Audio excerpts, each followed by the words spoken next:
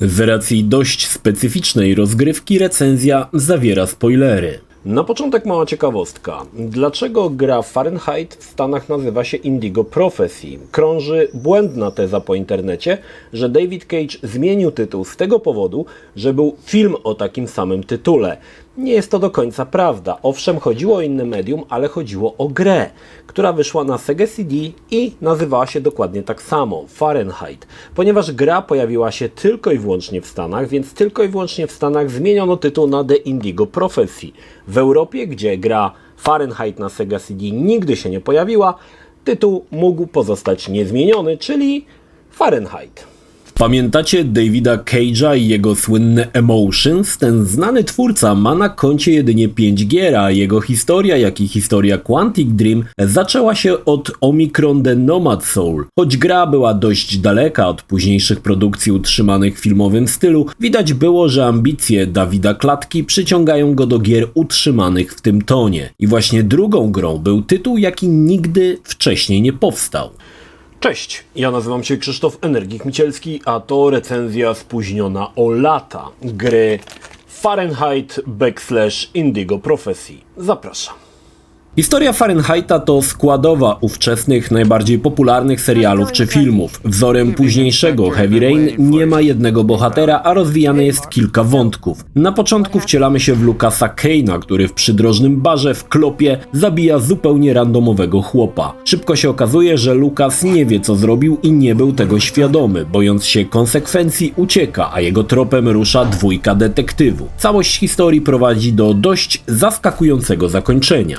Jeśli kiedykolwiek rozmawiałeś lub będziesz rozmawiał z osobą, która ukończyła Fahrenheita, na pewno padnie hasło: ale to z tymi kosmitami to spieprzyli, nie? Tak, historia trzyma poziom przez większość czasu, jest mrocznie, pojawiają się kolejne pytania bez odpowiedzi. Gra też nie raz i nie dwa podniesie nam ciśnienie odpowiednimi sekwencjami. Poza tym zmieniamy perspektywę, raz będąc ściganym, raz ścigającym, choć dziś może to być trochę naiwne i tego typu rozwiązania mogą powodować pewne rozterki, na przykład ciężko sympatyzować ze ściganym i ścigającym równocześnie, więc co jeśli chcesz, aby udało się Lucasowi? Masz grać niedbale detektywami, aby odwlec ich wpadnięcie na trop? To powoduje, że filmowa narracja zaczyna się w kilku momentach sypać, ale można na to przymknąć oko. Gra doskonale buduje napięcie, a historia wciąga niczym bagno i kiedy już siedzimy na krawędzi krzesła, aby poznać odpowiedzi, Dawid Klatka przygotował babola, który odziera wszystko z tajemnicy i daje najbardziej prostackie i bezczelne wytłumaczenie, przez co całość zostaje potężnie spłycona i ma się wrażenie, że pan Klatka tak wcześniej namotał wydarzeniami, że potem nie wiedział, jak to wszystko sensownie poskładać i nawalił takiego fabularnego balasa, że nie ma znaczenia, jak dobra była gra,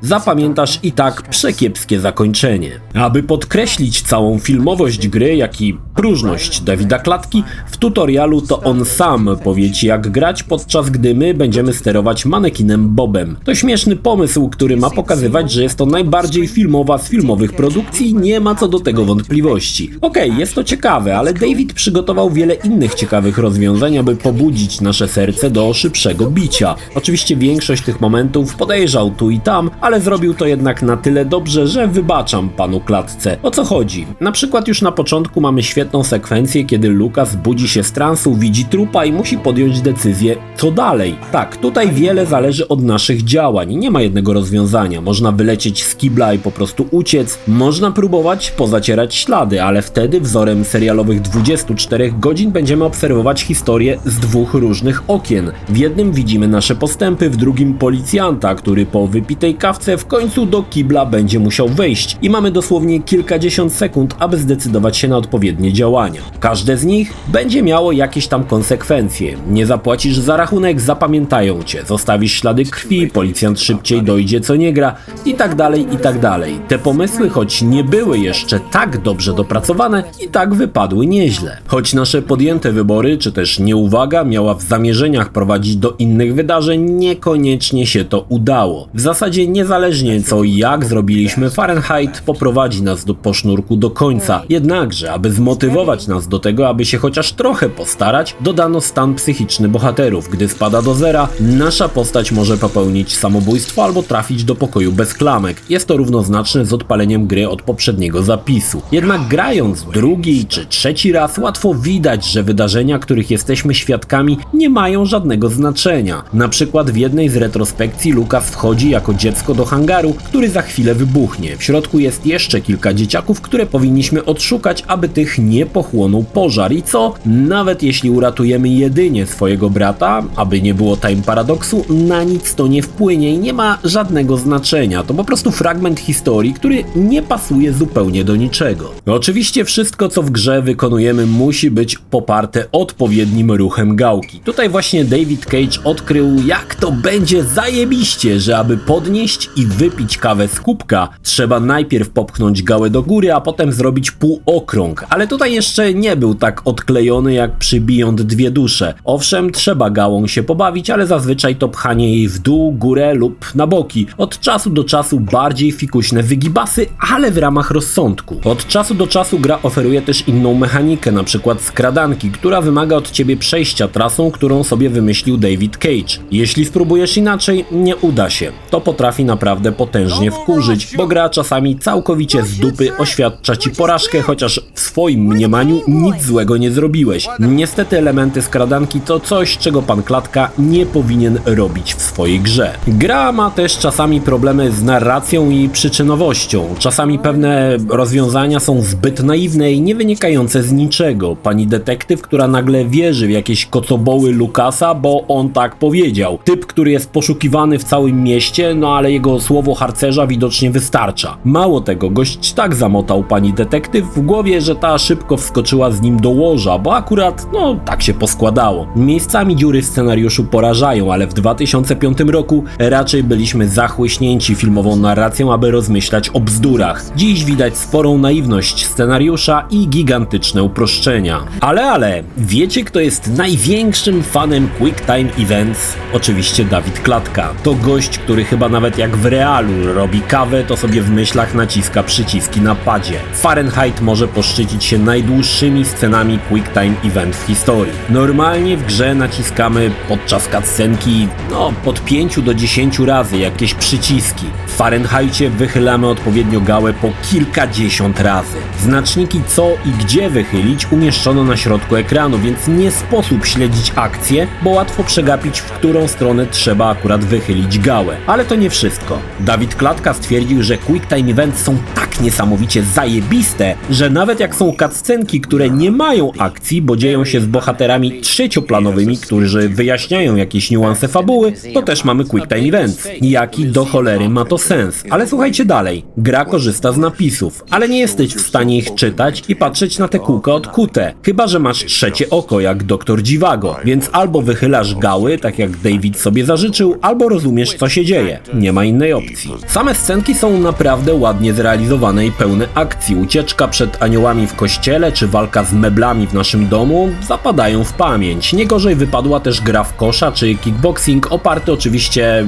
wiecie o co, ulubiony element pana Klatki, Quick Time Events. Niestety znowu panu Dawidowi w pewnym momencie zaczęło się coś odklejać i pod koniec gry mamy pojedynek rodem z Dragon Balla. Wiecie, postacie walczą w powietrzu, latają, fikają fikoły, zastanawiasz się, Chryste Panie, co się tutaj zadziało i dlaczego? No ale niestety, powtórzę to jeszcze raz. Matrixowy pojedynek to moment, w którym z gry schodzi powietrze i potem niestety jest już tylko gorzej. Ostateczny pojedynek z bossem, ja spodziewałem się epickiej sceny z Quick Time Events na kilkaset wychyleń gałek. I co? A nic, pyk pyk i wjeżdżają napisy końcowe. No trochę słabo. A wiecie, że Fahrenheit ma też kilka ostrych momentów, a to czasami cycka pokażą, albo inne części niesforne też, ale to już tak wiecie, na samym wygaszeniu, więc trzeba szybko patrzeć jak na Sharon Stone w Nagim Instynkcie. Mamy też trochę taki drewniany taniec laski na stole, no jest tutaj kilka fajnych scenek, które w 2006 roku napalonym stulejarzom na pewno zapadały w pamięć. Skąd to wiem? Bo mnie też zapadły w pamięć.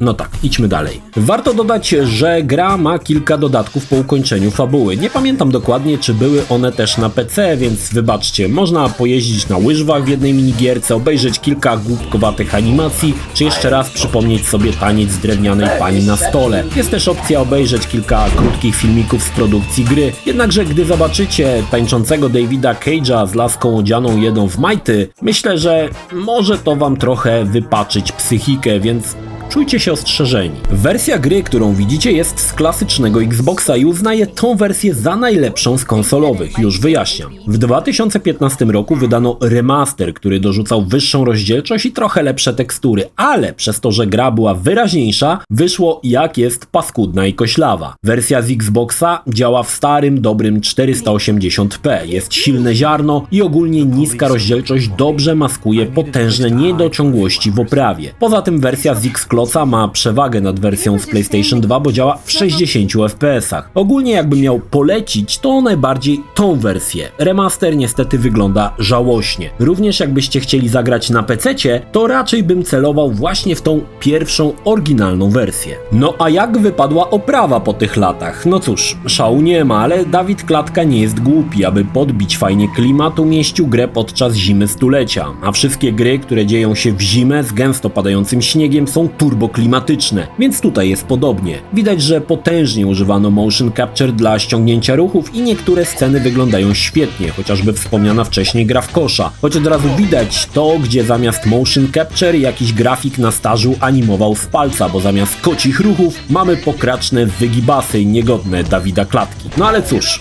to gra, która ma swoje lata i jak na swoje lata całkiem nieźle się zestarzała i nadal może się podobać. Fahrenheit to tytuł, który z każdym kolejnym podejściem coraz bardziej obnaża swoje problemy. Faktycznie mocno tutaj cierpi na tym historia, która zaczyna się ostro i wchodzi pięknie, by potem atakować banałami, nieklejącymi się grafomańskimi farmazonami. Ale wciąż grę uważam za niezłą. Jeśli jesteś fanatykiem Quick Time Events, to będziesz zachwycony. David Cage zadbał o to, aby twoja gała nie była zbyt długo w spoczynku. Nawet oglądając cutscenkę, w której są tylko i wyłącznie dialogi, też będziesz się bawił swoją gałą. Taki to styl. Szkoda, że pod koniec David mocno odleciał na swoich prochach i przygrzmocił zakończeniem, które zapada w pamięć, ale z tego najmniej oczekiwanego przez niego powodu. Tak czy tak, to solidny tytuł nawet dziś, który da podwaliny pod ciężki deszcz, który naprawdę mocno czerpał z Fahrenheita. Ale to już historia na inną opowieść.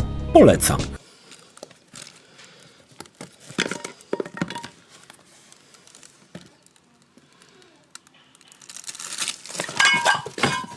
Świetnie.